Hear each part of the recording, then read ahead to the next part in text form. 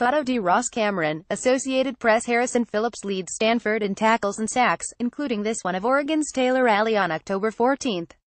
Harrison Phillips leads Stanford in tackles and sacks, including this one of Oregon's Taylor Alley on October 14.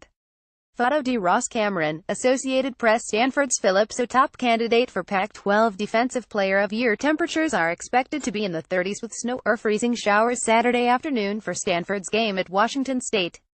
And the Cardinals' top defensive player admits he's a baby in cold weather. Defensive tackle Harrison Phillips' team at Millard West High School in Omaha played some playoff games in bitter cold and snowy weather. In practice, he said, he used to bundle up with extra sweatshirts. Don't be alarmed, Stanford fans. He may not like the cold, but he isn't nicknamed Horrible Harry for nothing.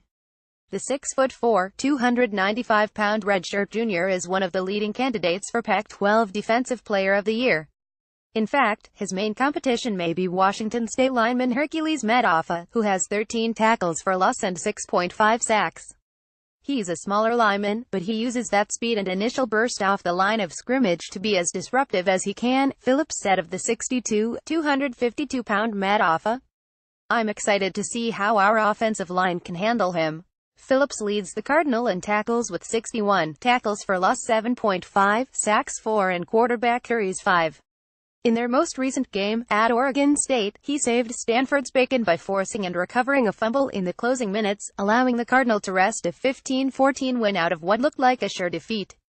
In a September game against UCLA, he also came up with a game-changing play.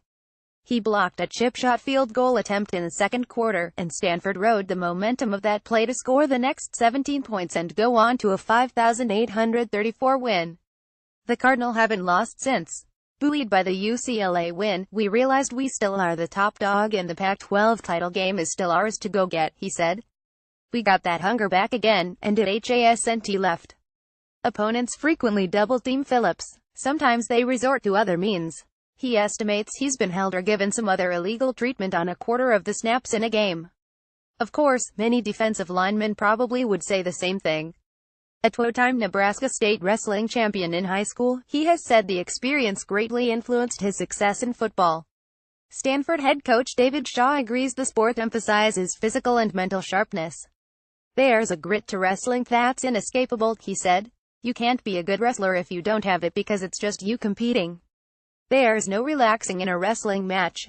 Stanford's defense will have its work cut out for it in the Palouse, even though the Cougars, once ranked number 8 in the country, have lost 2 of their past 3 games, including a 373 loss to Cal. The Cardinal defense won't have starting cornerback Elijah Holder out for the season because of an apparent knee injury suffered against Oregon State.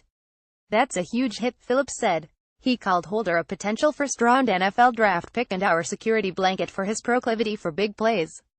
Phillips has had a major impact at Stanford on and off the field. Besides getting ready to graduate with a double major in sociology and science, technology and society, he's involved in a wide range of community service projects. In an autobiographical piece he wrote for the school's athletic website, he said, "With the platform I have as a Stanford football player, there are endless possibilities in the lives I can touch, and that's what I really want to do, to bring joy to people's lives who may be struggling or need somebody to lean on." Tom Fitzgerald is a San Francisco Chronicle staff writer. Email tfitzgerald@sfchronicle.com, Twitter @TomFitzgerald.